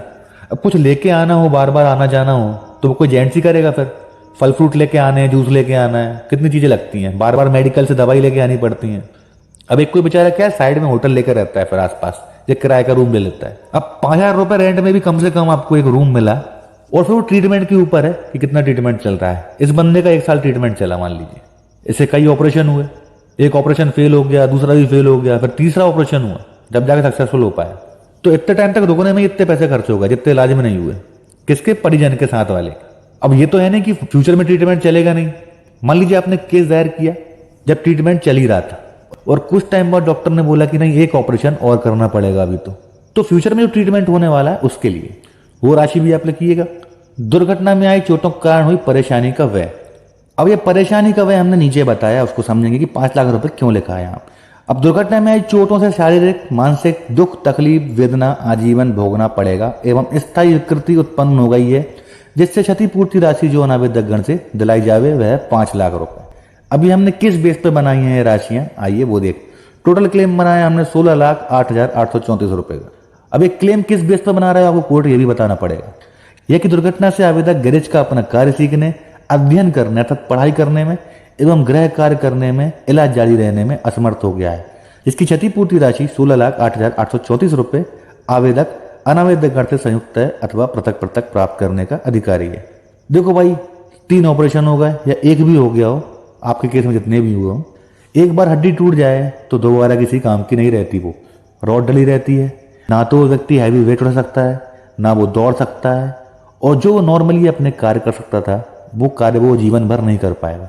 तो इन 5 लाख रुपए को सिर्फ 5 लाख की नजर से मत देखिएगा कि 5 लाख है, उसका पूरा जीवन बर्बाद हो गया। चोट लगी, दुख हुआ, अब वो जीवन भर डिप्रेशन में रहेगा कि मैं किसी काम का नहीं रहा यार। इसलिए ये राशियां इस राशि से कई मायने रखती हैं इलाज के खर्चे से। सेम टू सेम ऐसे ही आपको फिल करना है, लेकिन एक लिमिट रखिएगा फिल करने की। ये तो मैकेनिक था तो हमने मैकेनिक के हिसाब से फिल किए। आप अपनी ड्राफ्टिंग में यही बता सकते हैं कि गवर्नमेंट जॉब में था या प्राइवेट जॉब में था, 1 लाख रुपए सैलरी थी, घर पर डिपेंड था उसी की सैलरी के ऊपर, ट्रांजैक्शन दिखाइएगा उसके हर महीने के पैसे भेजने के। तो फिर वहां पे आप ये 5 लाख रुपए की जगह पता है 20 लाख रुपए भर सकते। एक कहावत सुनी होगी, बात बात की नहीं है, बात औकात की है। तो ये औकात के ऊपर डिपेंड करता है, स्टेटस के ऊपर, कि इंसान की हैसियत क्या है। उस हैसियत के हिसाब से तोला जाता है क्लेम को। कड़वी बात है लेकिन सत्य है, इस सत्य को कोई नहीं बदल सकता कि इंसान को उसकी औकात के हिसाब से ही तोला जाता है। तो आप अपने केस में जो स्टेटस रहेगा व्यक्ति का, कितना बड़ा है, कितने लेवल पे काम कर रहा है वो, उस हिसाब से आप इसमें फिल कर सकते हैं जो भी अमाउंट चाहे। और अगला पैरा एक और लिखेंगे आप, यह कि आवेदक अनावेदक गण से उपरोक्त अनुसार कुल क्षतिपूर्ति राशि 16,08,834 रुपए पर आवेदन दिनांक से अदायगी दिनांक तक 18% का वार्षिक दर से ब्याज पर पाने का अधिकारी है। मतलब जिस दिन हम क्लेम केस लगा रहे हैं उस डेट से लेकर अदायगी दिनांक तक, मतलब जिस डेट को ये देगा इतने के बीच तक 18% प्रतिमाह का ब्याज लगाया जाए। उसके बाद बेसिक डिटेल्स कहाँ का है कि आवेदक यहाँ का निवासी, स्थायी निवासी है। फिर आगे जुरिडिक्शन की बात, इस क्षेत्र का निवासी है इसलिए इस क्षेत्राधिकार में उत्पन्न हुआ है विवाद, इसलिए माननीय न्यायालय के समक्ष प्रादेशिक क्षेत्राधिकार में उत्पन्न हुआ है। वह माननीय न्यायालय को इस आवेदन पत्र पर सुनवाई का क्षेत्राधिकार यह कि उक्त दुर्घटना बाबत आवेदक के द्वारा यह प्रथम दावा प्रस्तुत किया गया है। उक्त दुर्घटना के बाबत आवेदक का अन्य कोई दावा किसी अन्य न्यायालय में लंबित नहीं रहा है। यही डिटेल हमने ऊपर भी दी थी कि और कहीं तो केस नहीं चल रहा है, यह बताना पड़ेगा। यह कि आवेदन पत्र 2 प्रति में मैं शपथ पत्र के एवं समय सीमा में प्रस्तुत होना मान्य किए जाने हेतु विलंब माफी के आवेदन पत्र तथा शपथ पत्र के साथ पेश है तथा आवेदक गण इस आवेदन पत्र पर विधि अनुसार निर्धारित न्याय शुल्क मुद्रांक 80 रुपए चस्पा करते हैं। अर्थात आवेदन पत्र के साथ 80 रुपए कोर्ट फीस दायर। समय सीमा ध्यान रखिएगा, स्पेशली आपको बता दूं सख्त कानून हो गया है बहुत ज्यादा क्लेम केस के लिए। एक्सीडेंट की डेट से आपके पास 6 महीने का टाइम है क्लेम केस दायर करने का। 6 महीने के अंदर नहीं कर पाए तो 6 माह के बाद भी कर सकते हैं। आपको एक रीजन बताना पड़ेगा। सेक्शन 5 ऑफ लिमिटेशन एक्ट अर्थात धारा 5 परिसीमा अधिनियम का आवेदन देकर आप कोर्ट को यह बताएंगे कि आपने केस दायर करने में देरी क्यों की, 6 महीने से कहां सो रहे थे, तो बताना पड़ेगा साहब हॉस्पिटल में सो रहे थे, इलाज चल रहा था। एक नया ट्रीटमेंट का पर्चा बनवा लीजिएगा, भले 6 महीने के अंदर न लगवा पाए तो उससे क्या है टाइम लिमिट के अंदर आ जाएगा। अब 6 महीने से लिमिट चालू होती है एप्लीकेशन के साथ 1 साल तक। तो 1 साल के अंदर आपने एक्सीडेंट की डेट से केस दायर नहीं किया तो 1 साल बाद आप कोई केस दायर नहीं कर सकते, ये बात ध्यान रखिएगा। क्लेम तो भूल जाइए, केस करने की भी मत सोचना। 1 साल के बाद कोई क्लेम केस दायर नहीं किया जा सकता। और इसके साथ ही लास्ट पैराग्राफ यह कि आवेदक अपने आवेदन पत्र के साथ सूची आ के अनुसार दस्तावेज प्रस्तुत करता है और सूची बा में उन दस्तावेजों का उल्लेख है जिन पर आवेदक भरोसा करता है, जिसे बाद में आवश्यकता होने पर प्रस्तुत करने का अधिकार सुरक्षित रखता है। एक दस्तावेज सूची लेंगे आप, उसमें सारे डॉक्यूमेंट्स की लिस्ट बनाएंगे, जैसे FIR की कॉपी हमने निकलवाई थी चालान की, सारे बिल, हॉस्पिटल जितने भी बिल हैं, जितने भी ट्रीटमेंट के पर्चे हैं, वो सभी के सभी डेट वाइज उस दस्तावेज सूची में प्रविष्ट कर दिए जाएंगे। और बाद में इलाज चल रहा है और कोई दस्तावेज निकल के आते हैं, कोई इलाज के पर्चे, तो आखिरी में आप एक लिस्ट और दे सकते हैं सूची दस्तावेज बा, उसमें आप उन डॉक्यूमेंट्स को मेंशन कर दीजिएगा जो आपको बाद में प्राप्त हुए हैं। लास्ट में आती है प्रेयर। अतः माननीय न्यायालय से निवेदन है आवेदक के पक्ष में एवं अनावेदक गण के विरुद्ध निम्न आशय की आज्ञप्ति पारित की जावे। क्योंकि सिविल केस है तो आप आज्ञप्ति भी लिख सकते हैं, नहीं तो क्लेम केस में क्या होता है रिवॉर्ड पारित किया जाता है। समझेंगे इसको भी आगे। यह कि आवेदक को दुर्घटना में आई चोटों के इलाज एवं अध्ययन न कर पाने क्षतिपूर्ति की कुल 16,08,834 आवेदन दिनांक से अदायगी दिनांक तक इतने % ब्याज से दिलवाई जावे। आवेदक को अनावेदक गण से उक्त मुकदमे का व्यय एवं अधिवक्ता शुल्क भी दिलवाया जावे। भाई हम क्या फ्री में केस चलवाएं, एडवोकेट को फीस देने, एक्सीडेंट तुमने किया हमारा, तो आप ये रिलीफ भी मांग सकते। कोर्ट के ऊपर है क्या ऑर्डर करती है। अन्य अनुतोष जो माननीय न्यायालय उचित समझे वह भी आवेदक को अनावेदक गण से दिलाया जावे। भाई मान लीजिए कोई रिलीफ मांगना भूल जाते हैं आप, तो आप ये लाइन मेंशन जरूर करिएगा। इससे क्या कोर्ट खुद विचार करती है, क्योंकि सिविल केस का नेचर है कि जो भी मांगना है आपको एक बार में मांग लो। आप उसी केस को दोबारा लेकर नहीं आ सकते कि हमने उस टाइम नहीं मांगा था भैया हम मांग ले रहे हैं, फिर से केस लगा दिया। नहीं, जो भी रिलीफ है एक बार में ही मांगना पड़ेगा आपको। आपने नहीं मांगी तो दोबारा आजीवन उसके ऊपर केस नहीं कर पाएंगे आप। इसलिए कई बार हम कोर्ट के ऊपर भी छोड़ देते हैं कि भैया हमसे कोई भूल चूक हो तो माफ करना, आप अपने हिसाब से भी सोच लीजिए, आप न्यायाधीश हैं, सब जानते हैं आप। लास्ट में स्थान दिनांक, और हमेशा क्या है जब भी वाद पत्र तैयार होता है ये भी एक प्रकार से वाद पत्र ही है, क्योंकि पूरी प्रक्रिया सिविल केस की अपनाई जाएगी। ये भी एक प्रकार से आपने एक सिविल सूट ही बनाया, ये मान के चलिए आप। सिविल सूट का हमेशा क्या सत्यापन होता है, जैसे शपथ पत्र का होता है उसी प्रकार सिविल सूट का भी करना पड़ता है। इसी प्रकार आपको इस आवेदन का भी करना पड़ेगा सत्यापन। तो मैं आदर्श तिवारी निवासी यहाँ का ये सत्यापित करता हूँ कि उक्त आवेदन पत्र में वर्णित विशिष्टियां मेरे निजी ज्ञान व विश्वास से एवं मुझे प्राप्त जानकारी के अनुसार एवं मेरे विधिक सलाहकार की राय से सत्य व सही है। मैंने सत्यापन पर आज दिनांक को इतने इतने स्थान पर इतने बजे, यह हो गया हमारा आवेदन पत्र तैयार। इसके साथ एक शॉर्ट सा एफिडेविट और देंगे आप। ये रहा एफिडेविट, कोर्ट का नाम, पार्टीज का नाम और वो आवेदक जो एफिडेविट दे रहा है। इसमें आप शॉर्ट में लिखेंगे कि मैंने एक आवेदन पत्र प्रस्तुत किया है धारा 166 मोटर दुर्घटना दावा अधिनियम का, जिसे मैंने पढ़कर समझ लिया है और उसमें जो भी बातें लिखी हैं मेरे निजी ज्ञान से सही हैं और मेरी जानकारी के अनुसार सही है। और मैंने इस आवेदन को प्रस्तुत करने हेतु ये एडवोकेट को अधिकृत कर लिया है और मैं शपथ पत्र उक्त वर्णित आवेदन के साथ न्यायालय में प्रस्तुत करने हेतु घोषित करता हूं। और इसका भी आप सत्यापन करेंगे कि शपथ पत्र में जो भी बातें लिखी हैं मैंने पढ़कर समझ ली हैं और बिल्कुल सही हैं। कल को जो भी हो उसके लिए मैं ही जिम्मेदार रहूंगा। मोटर दुर्घटना क्लेम केस दायर करने की समय सीमा 6 माह है, जैसा कि मैंने ऊपर बताया था आपको, अर्थात 6 माह के भीतर केस दायर कर दिया जाना आवश्यक है। यदि 6 माह के बाद कोई क्लेम केस दायर किया जाता है तो धारा 5 परिसीमा अधिनियम, इसी को मर्यादा अधिनियम कहा जाता है, अर्थात लिमिटेशन एक्ट के तहत एक और आवेदन देना होता है और उसमें कारण बताना पड़ता है कि 6 माह के भीतर दायर क्यों नहीं किया केस। यह मोहलत सिर्फ 6 माह से 1 वर्ष तक के लिए ही मिलती है। 1 वर्ष गुजर जाने के बाद किसी प्रकार का कोई भी क्लेम केस दायर नहीं किया जा सकता। अच्छा, टाइम लिमिट के ऊपर जो 6 महीने की टाइम लिमिट है उसके ऊपर हमारे पास एक शानदार जजमेंट है केरला हाई कोर्ट का। केस का नाम है Akshraj versus ministry of law and justice legislative department, OPMAC number 6 of 2023।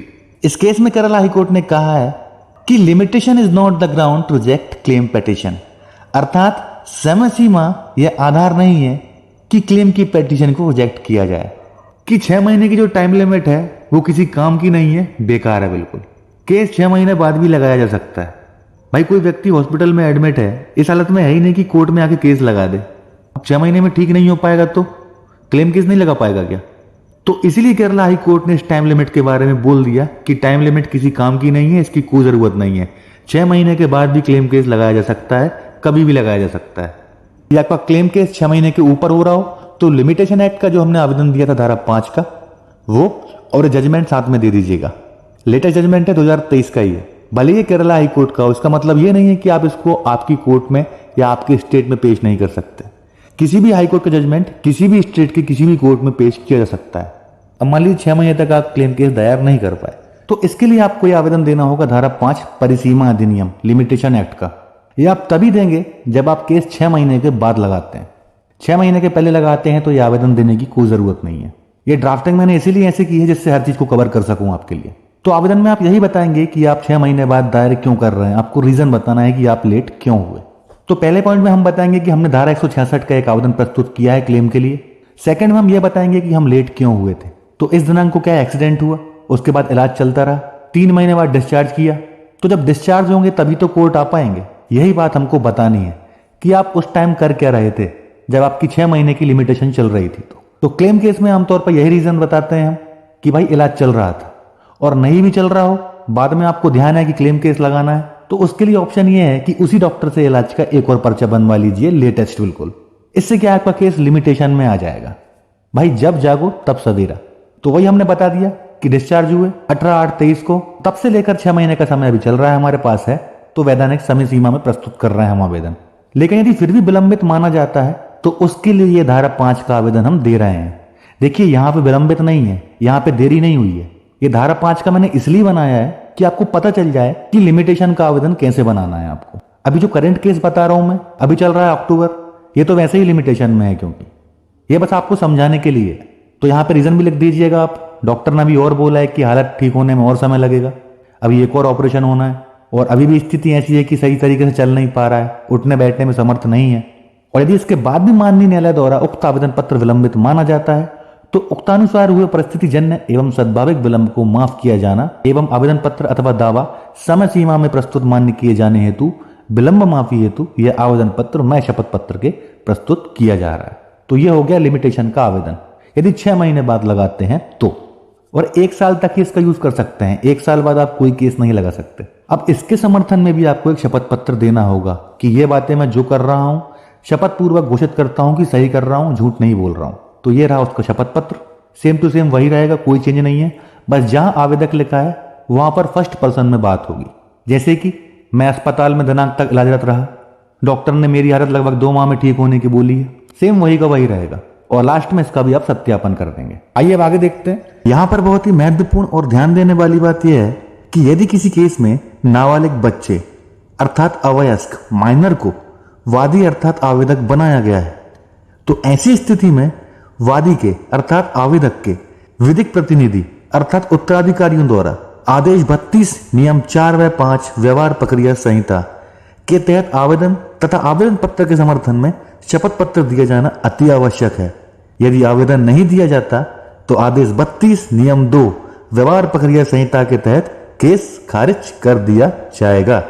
आदेश 32 नियम 4 व 5 व्यवहार प्रक्रिया संहिता में वादार संरक्षक गार्जियन फॉर द सूट के बारे में बताया गया कि यदि किसी नाबालिग को केस में पक्षकार बनाया गया है तो उस नाबालिग की ओर से केस में हाजिर कौन सा व्यक्ति होगा और कोर्ट की कार्रवाइयों में हिस्सा लेगा।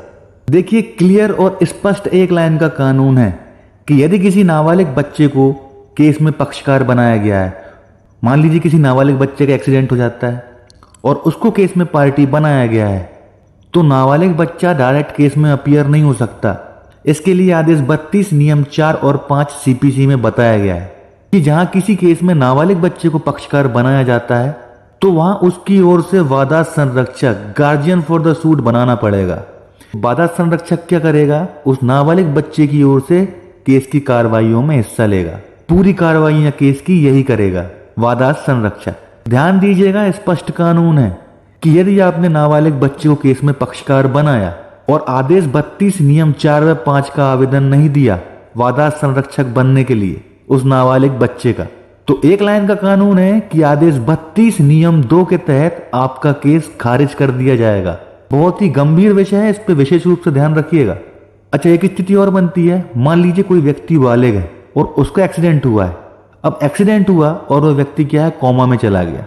तो ऊपर हमने डिस्कस किया था कि उसके पैर कट जाएं, चलने फिरने लायक ना बचे और कोर्ट ना आ पाए, तो बालिग व्यक्ति क्या है, पावर ऑफ अटर्नी किसी को दे सकता है, मुख्तियारनामा निष्पादित कर सकता है कि कोई दूसरा व्यक्ति उसके बिहाफ में कोर्ट में अपीयर हो। लेकिन उसे मुख्तियारनामा तो निष्पादित करना पड़ेगा, उसके हस्ताक्षर लगेंगे उसमें। लेकिन दूसरी स्थिति क्या आती है कि मान लीजिए वो कोमा में चला गया, 5-6 महीने से होश में ही नहीं आया है, एक्सीडेंट में इतनी चोट आ गई उसके सर पर, तो फिर ऐसा व्यक्ति मुख्तियारनामा कैसे निष्पादित कर पाएगा, साइन कैसे कर पाएगा उस पावर ऑफ अटर्नी पे? तो उस स्थिति में भी आदेश 32 के तहत आपको आवेदन देना पड़ेगा। जैसे कि माँ बाप हो गए, तो माँ बाप उस बालिग व्यक्ति को केस में पक्षकार बनाएंगे और उसकी ओर से आदेश 32 नियम 4 और 5 का आवेदन देंगे और उसका वादा संरक्षक बनेंगे। तो ध्यान रखिएगा इन दोनों बातों का। इस आवेदन और शपथ पत्र तैयार हो जाने के बाद शपथ पत्र किसी नोटरी एडवोकेट के द्वारा नोटरीकृत कराया जाता है। इसके बाद सभी दस्तावेजों की सूची बनाई जाती है और ऊपर हमने जो दस्तावेज इकट्ठे किए थे, जैसे एक्सीडेंट के, क्रिमिनल केस की FIR, इलाज के पर्चे, हॉस्पिटल के बिल आदि, इन सभी दस्तावेजों को दस्तावेज सूची में लिखा जाता है और सूची में संलग्न किया जाता है। इन सभी दस्तावेजों की आवेदन, शपथ पत्र, सूची और सूची के अनुसार लिखे हुए दस्तावेज की एक फाइल बनाकर फोटोकॉपी 3 प्रति में करवानी होती। ओरिजिनल कोर्ट में पेश होती है, एक कॉपी स्वयं के लिए, एक कॉपी विरोधी अर्थात अनावेदक के लिए, और ये अनावेदक की संख्या 1 से ज्यादा हो तो उसके अनुसार आपको कॉपी करवानी पड़ेगी। ऊपर बताए हुए आवेदन कोर्ट में पेश हो जाने के बाद कोर्ट में तलवाना देना होता है। तलवाना अर्थात अनावेदक के विरुद्ध नोटिस जारी करने का आवेदन। तलवाना प्राप्त हो जाने के बाद कोर्ट CPC की धारा 27, 28, 29 तथा आदेश 5 के तहत अनावेदक को नोटिस जारी करेगी कि अनावेदक कोर्ट में हाजिर हो और केस में अपनी पैरवी करे। कई बार ऐसी स्थिति बनती है कि केस चलते दौरान पीड़ित अर्थात घायल व्यक्ति का इलाज चल रहा होता है।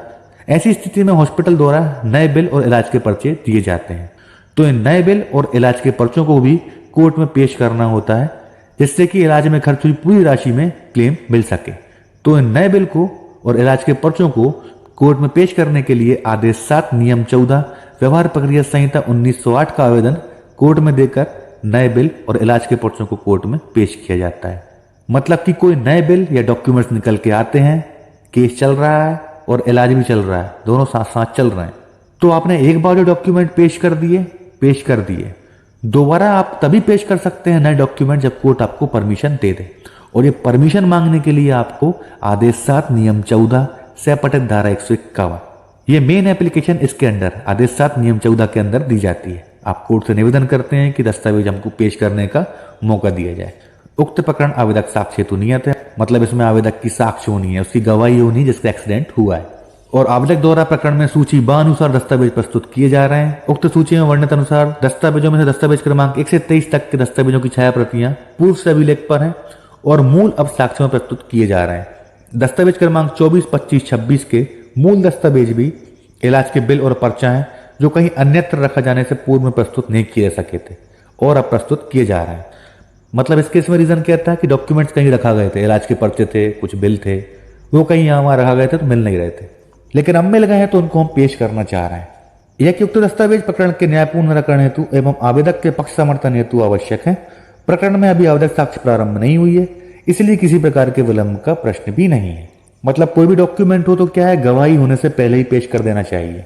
यदि कोई नया डॉक्यूमेंट पेश कर रहे हैं तो ये एप्लीकेशन देना पड़ेगा आपको, और फिर इन डॉक्यूमेंट्स के ऊपर फिर से गवाही होगी, दोबारा गवाह को रिकॉल किया जाएगा।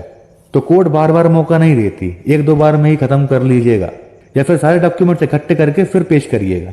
ये नहीं कि आज नया बिल ले आए, 2 दिन बाद फिर नया बिल ले आए, अगली पेशी पे फिर नया बिल ले आए, ये नहीं चलेगा। लास्ट में प्रेयर आता है माननीय न्यायालय से निवेदन है कि न्याय हित में यह आवेदन पत्र स्वीकार किया जाकर प्रस्तुत किए जा रहे दस्तावेजों को अभिलेख पर ले जाने की कृपा करें।